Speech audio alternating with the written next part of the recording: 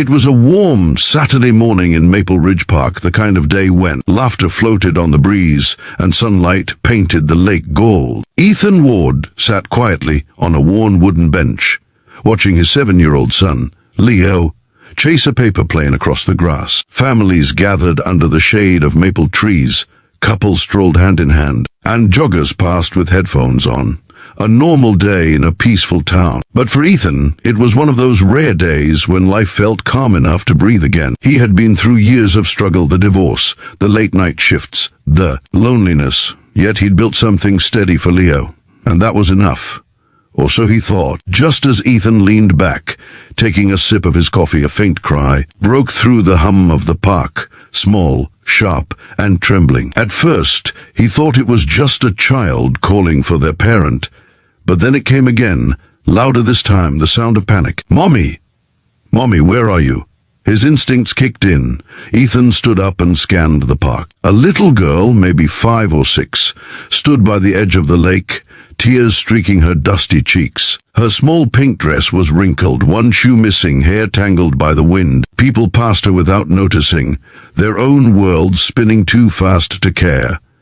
Ethan's chest tightened. He remembered all too well what it felt like to be invisible when you needed someone the most. He jogged over, crouched down to her level, and gently said, "Hey there, sweetheart. Are you lost?" The girl sniffled, her big hazel eyes looking up at him with a mixture of fear and hope. I can't find my mommy. She was here, but then she was gone. I looked everywhere." Ethan offered his hand. "It's okay. You're safe now. We'll find her together, all right?"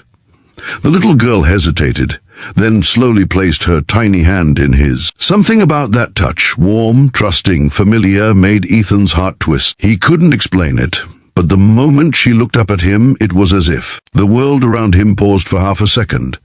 If you believe that kindness can change a life, and that second chances still exist, please take a moment to like, comment, share, and subscribe to Kindness Journal. Every small act of support helps us spread more stories of hope and humanity. Ethan took her to a nearby park office where the staff could make an announcement. As they waited, he tried to calm her nerves by asking her name.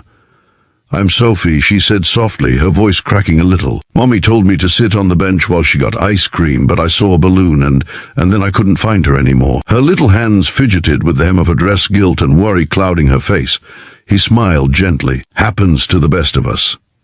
Leo, my son, once wandered into a toy store and got so distracted he forgot I even existed." That made her giggle a little, a fragile sound, but real. Leo came running over and joined them, offering her a half-melted popsicle as a peace offering. Soon the two kids sat side by side, talking about cartoons and dogs, while Ethan watched them with quiet relief. But then, as the staff radioed through the park and called out for Sophie's mother, Ethan's heart started to race. The name that came through the speaker, "Attention, we're looking for a woman named Clara Haynes, whose daughter Sophie is here at the main office," struck him like a thunderclap. Clara Haynes. The name echoed in his chest. It couldn't be. It shouldn't be. But deep down, he already knew it was. 15 years had passed since he'd last seen Clara. His first love, the girl who had once been his entire world. They'd grown up in the same small town, spent summers on the same riverbank, shared dreams of escaping to someplace brighter. But life had pulled them apart when she moved away for college, and a single misunderstanding had built walls that neither of them could climb. Ethan never stopped thinking about her, but he had forced himself to move on. Until now. Moments later, the office door burst open and a woman rushed in. Breathless, panicked, and holding her phone in one trembling hand. Her hair was a familiar chestnut brown, tied hastily into a loose bun, and her eyes, those same hazel eyes, widened when they fell on him. "Ethan?" she whispered. He stood frozen for a second, barely able to speak. "Clara?" Sophie ran into her mother's arms, sobbing, "Mommy, I got lost, but this nice man helped me." Clara dropped to her knees, hugging her daughter tightly, her shoulders shaking from both relief and tears. Ethan looked away, giving them a moment, but his heart was a storm. When Clara finally stood up, She managed a shaky smile. I didn't expect to see you again. Thank you for helping her. Ethan nodded, struggling to steady his voice. You don't have to thank me. I just did what anyone would do.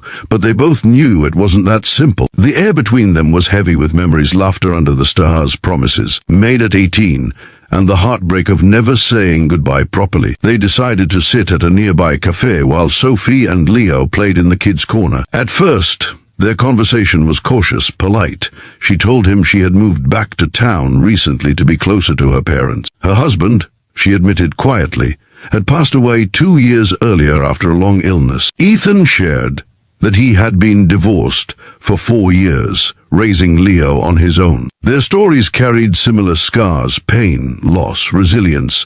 As they talked, old walls began to crack. Clara's smile, though a little sadder than he remembered, still had that warmth that once made him believe the world was good. Ethan found himself laughing again, really laughing, for the first time in a long while. The hours slipped by unnoticed, and before long the kids were sitting together building a small tower of sugar packets, giggling like they had been friends forever. Clara watched them and murmured, they look like they've known each other forever.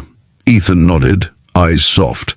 Maybe they were meant to meet. Over the next few weeks, chance kept bringing them together at the park, the grocery store, even at the school fair where Leo and Sophie were in the same art group. Soon it didn't feel like coincidence anymore. The children grew inseparable, and with them, the walls between Ethan and Clara slowly melted away. But love, especially a second chance at it, rarely comes without fear. One evening, after a long day at work, Ethan found Clara sitting by the lake, the same lake where he'd first found Sophie. The sunset painted her face in gold and rose. She looked peaceful, yet there was something distant in her eyes. I'm scared, Ethan, she admitted softly as he sat beside her. Every time something feels good, I start waiting for it to fall apart. I've lost too much already. He looked at her, the woman he'd once lost and somehow found again, and said quietly, then let's not think about what could fall apart. Let's think about what we could build, piece by piece. A tear rolled down her cheek.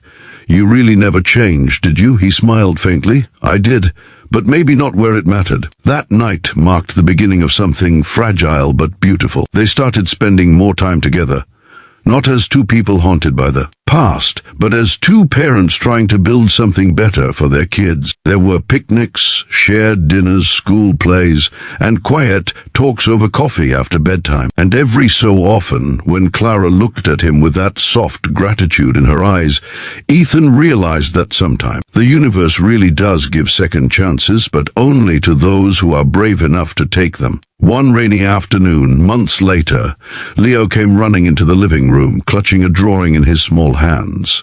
Look, Dad, it's our family, he said proudly. The crayon picture showed 4 stick figures holding hands, Ethan, Leo, Clara, and Sophie, under a big yellow sun. Ethan's throat tightened as he looked at it. Clara stood in the doorway, watching with a shy smile. For a long moment, neither of them spoke. Then Ethan said quietly, maybe he's onto something. Clara stepped closer, her voice trembling slightly.